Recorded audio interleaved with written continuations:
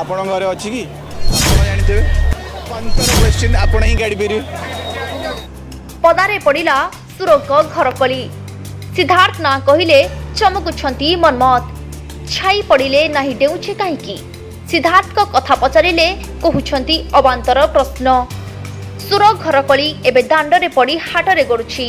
सान पुओ को बड़ पुओ कथा पचारिले रागी जाउछंती सान पुओ मनमत राउतराय कहि परिबेनी तांको कथा भाई बाहर भाई बाहर अछंती आपण घरे अच्छी कि आपण जानते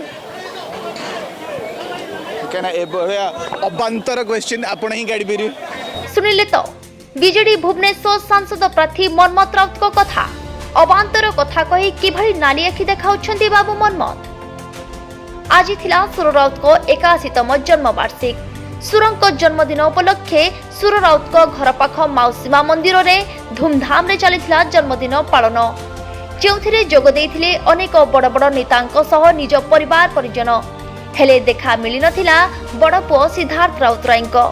जहाकु नै मनमत को प्रश्न करथिले सांबादिक किंतु घरकली एते मात्रा रे तीव्र थिला जे सिद्धार्थ को ना सुनी मनमत रागी पाची पूरा लाल अबांतर प्रश्न कही सांबादिकों को नाली आखि देखाइथिले मनमत तेबे एठी प्रश्न उठुछि प्रकृत रे सिद्धार्थ बापा को जन्मदिन को आसिलेनी ना डका जाइनी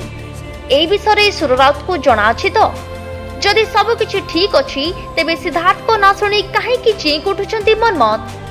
तेबे अनेक प्रश्न करि पारंती यहा तांको व्यक्तिगत व्यापार तेनु आमे कहि रखिबा पई चाहूछु कि सुर राउत को ठू नै तांको दुई पुओ जाको जणे जणे जनप्रतिनिधि